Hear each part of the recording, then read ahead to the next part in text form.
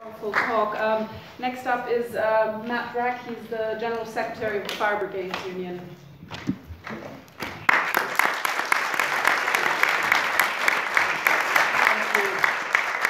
Thank you for the invitation to speak here. And I think one thing we've found over the past few weeks is issues that we've been raising for many, many years are suddenly now being investigated by journalists, and we welcome some of that, but we have been saying it for a very long time. We are often dismissed by those in power as a sectional interest. The people lobbying for business aren't treated as sectional interest, but workers and their organisations are treated and dismissed as a sectional interest. We are a sectional interest.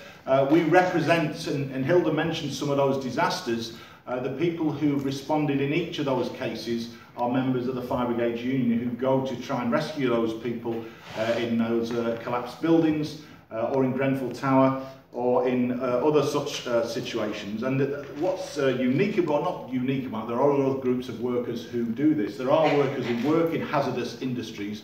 One of the differences with our members is that they are deliberately sent in to hazardous conditions.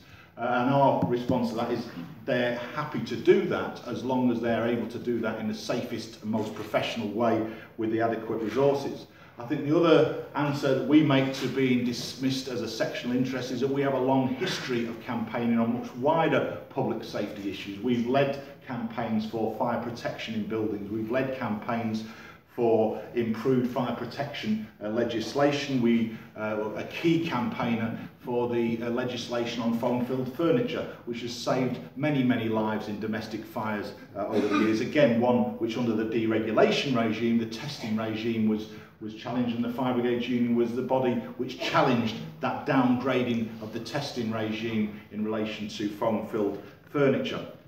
Now, in terms of the firefighters, and I'll come on to this a bit more, but Joe mentioned some of the operational side, and there's a much wider issue than the operational response to Grenfell Tower, but I will say something about that. Firefighters, to deal with those hazardous situations that they enter, follow procedures. They have certain equipment, they have specialist training, and they bring all of those together to be able to deal with hazardous situations as safely and professionally as they can. And what was absolutely remarkable, and the more I hear about it, the more remarkable it is that Grenfell Tower was so unusual in terms of the fires that we deal with, is that it completely was not planned for in any way at all. And therefore all the procedures that we rely on could not be applied, all the safety training that we rely on could not be applied, and people did remove their breathing apparatus. People who work in teams and are not supposed to split up did split up. People who are professionals and not supposed to get lost did get lost. It is truly a miracle that we didn't lose firefighters that night. And the more I hear about it, the more of a miracle or a remarkable stroke of luck it is that we did. And I suppose one aspect of this is that if you are going to send people into those sorts of situations, then they also have the right to know how this thing happened, how this event, which nobody had planned or prepared or trained them for, but nevertheless asked them to go into, they have a right to ask how the hell this happened as well. And the question of austerity has been raised with me over the past few weeks. I think it is more complex than the immediate austerity that we're facing currently. It goes back, and other people have touched on this, several decades. The fire service that I joined in 1983 was actually quite a remarkable structure. I, as a recruit firefighter, knew about the national bodies that set standards on a whole range of issues, and I knew as a brand new firefighter my part in that organisation, which was the London Fire Brigade, which was part of a much bigger public service as well.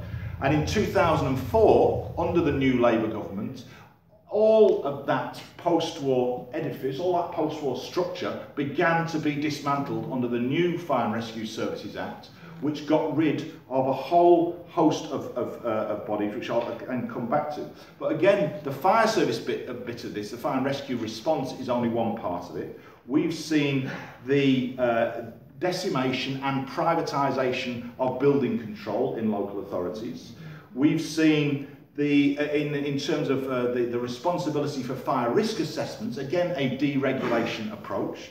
And I'm not saying that all fire risk assessments aren't qualified. Many of them are and are very able, but there are no regulations requiring people. People can set themselves up as fire risk assessments and tout for business without any comeback at all. In another inquest that we dealt with in relation to one of our members who died in a fire in Manchester, again it was found that the coroner found that the fire risk assessor had no qualifications whatsoever in relation to that building. So this is an issue that we've identified before but has not been addressed. The fire and rescue role, the fire and rescue service role in that is to audit the work of the fire risk assessors. But you then come on to what is the ability of the fire and rescue service to undertake that work. I was in Manchester today. Greater Manchester has 10 local authorities within it, the biggest being the City of Manchester. And I spoke to a fire fire inspecting officers aren't the firefighters you will normally see on fire engines. It's a very specialist role, or it should be a very specialist role, and in the past they were very highly trained and there were quite a lot of them. In the City of Manchester, the fire inspecting officer I spoke to said that there were a team of currently of 3, they should have 4. They used to have 14 fire inspecting officers in the City of Manchester. So if you are auditing the work of the private fire risk assessors, and you're required under the legislation to have a risk-based programme of fire audits, well, of course, and I thank our colleague Dave Sibbett for pointing this out, you can have one risk-based audit programme if you've got 14 fire inspectors. The risk-based audit programme we have, if you've only got 3, is a completely different risk-based audit, but you still call it a risk-based programme of audit. And you see and that's where austerity begins to hit. We estimate that at least half of specialist fire inspecting officers have gone, and probably 2/3 have gone since 2005. So a complete programme of deregulation in terms of the wider environment in which firefighters are operating. You then come on to the firefighters themselves and the world that they live in. As I say, the service I joined was very well planned and regulated. We had national standards of emergency response prior to 2004. They were abolished, and what we now have is what are called integrated risk management plans. It sounds very grand.